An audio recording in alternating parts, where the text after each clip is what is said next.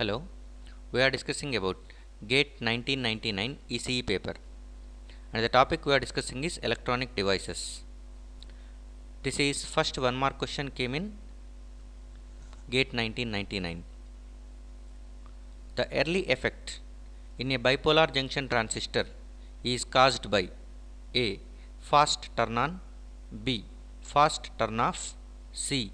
Large collector base reverse bias, D. Large emitter base forward bias. Correct option for this one is C. Large collector base reverse bias. Early effect is also called as base width modulation, which is a process of variation of base width. Actually, it is effective base width as a result of increase in collector to base voltage when the transistor is operating in active region. We will see the details now. We know that one for a simple p-n junction, if it is under forward bias, the depletion layer width is very small, and if it is under reverse bias, the depletion layer width is very large. Under reverse bias, if you increase the reverse voltage, at that time width gets wider and wider, and if you reduce the reverse bias voltage, it's going to be gets narrower. If you are considering the BJT, whenever it is acting in active region, then the same behavior is going to be holds true for collector base junction, because under active region collector base junction is reverse bias and emitter base junction is forward bias.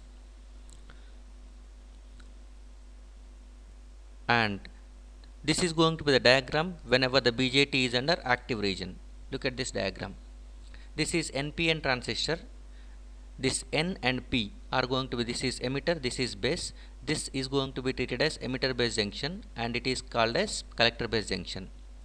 Emitter base junction is forward bias with the external voltage VBE, and collector base junction is reverse bias with the help of external voltage VCE1.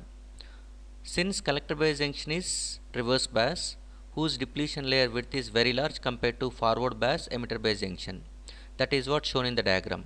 The width is very small, this hash area, and here the width is very large since collector base junction is reverse bias. If you increase the reverse bias voltage across collector to base junction, then this region, the depletion region, is going to be gets more wider. But whenever it is going with more wider, at that time the depletion layer penetrates more into lightly doped side than heavily doped side. With respect to constructional details, we know that one base is lightly doped than collector, so that the width of depletion region is going to be more penetrates into base than collector side.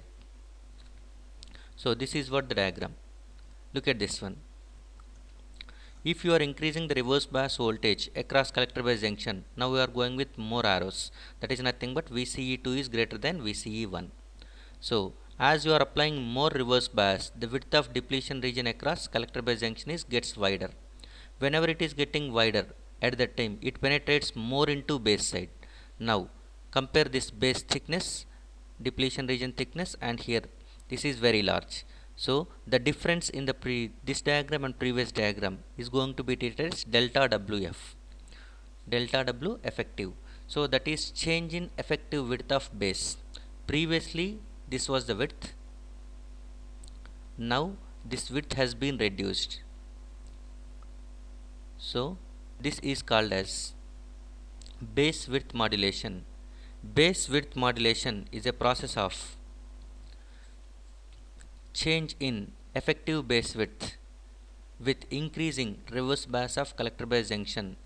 It is also called as early effect.